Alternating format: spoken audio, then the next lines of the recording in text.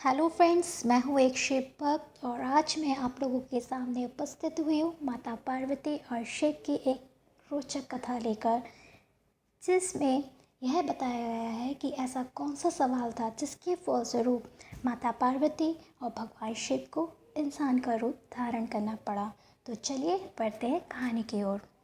एक बार माता पार्वती ने भगवान शिव से कहा कि प्रभु, मैंने पृथ्वी पर देखा है कि जो व्यक्ति पहले से ही अपनी प्रारब्ध से दुखी है, आप उसे और ज़्यादा दुख प्रदान करते हैं, और जो सुख में है उसे आप दुख नहीं देते हैं। भगवान ने इस बात को समझाने के लिए माता पार्वती को धरती पर चलने के लिए कहा और दोनों ने इंसान के रूप में पति पत्नी का रूप लिया और एक गांव के पास जाकर डेरा जमा लिया।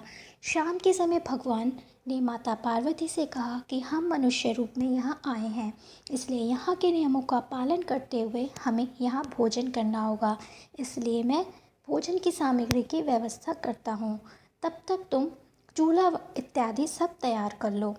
भगवान के जाते ही माता पार्वती ने रसोई में जाकर चूल्हे को बनाना प्रारंभ किया, जिसके लिए वे ईंटें लेने गांव से बाहर कुछ जर्जर हो चुके मकानों के पास गई और वहां से ईंटें एकत्रित करके उन्होंने चूल्हा तैयार कर लिया। चूल्हा तैयार होते ही भगवान वहाँ पर बिना कुछ लाए ही प्रकट हो गए। माता पार्वती ने उनसे कहा, आप तो कुछ लेकर नहीं आए, अब भोजन कैसे बनेगा? भगवान बोले, पार्वती, अब तुम्हें इसकी ज़रूरत नहीं पड़ेगी।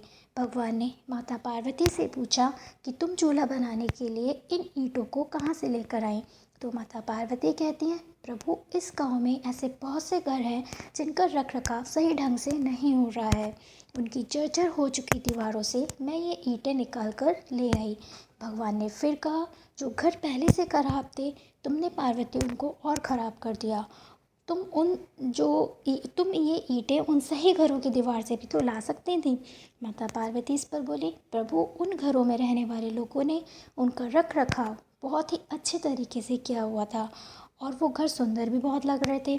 ऐसे में उनकी सुंदरता को बिगाड़ना उचित नहीं होता। भगवान बोले, पार्वती, यही तुम्हारे द्वारा पूछे गए प्रश्न का उत्तर है।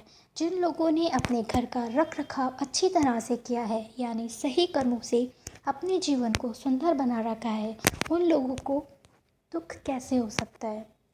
मनुष्य के जीवन में जो भी सुखी है वो अपने कर्मों के द्वारा ही सुखी है, और जो दुखी है वो अपने कर्मों के द्वारा ही दुखी है। इसलिए हर एक मनुष्य को अपने जीवन में ऐसे ही कर्म करने चाहिए जिससे इतनी मजबूत व खूबसूरत इमारत खड़ी हो सके कि कभी भी कोई भी उसकी एक ईंट भी निकाल ना सके। प्रिय दोस्तों, यह काम ज़रा भी मुश्किल नहीं है, केवल सकारात्मक सोच और निस्वार्थ भावना ही इसके लिए आवश्यक है। इसलिए जीवन में हमेशा सही रास्ते का चयन कीजिए और उस पर चलते रहिए। तो दोस्तों, आज इस कहानी से हमें यह शिक्षा मिलती है कि अगर हम चाहते हैं कि हमारी जीवन रूपी इमारत हमेशा हर सुख से परिपूर्ण रहे, तो उसके लिए हमें हमेशा अच्छे कर्मों का अनुसरण करना है, अच्छे रास्ते पर चलना है और एक सुखी जीवन का आनंद लेना है। तो दोस्तों, मैं देती हूँ अपनी वाणी को यहीं पर विराम। तो जल्द ही मिलते हैं एक नई कहानी के साथ। तब तक के लिए जय शिव शक्ति।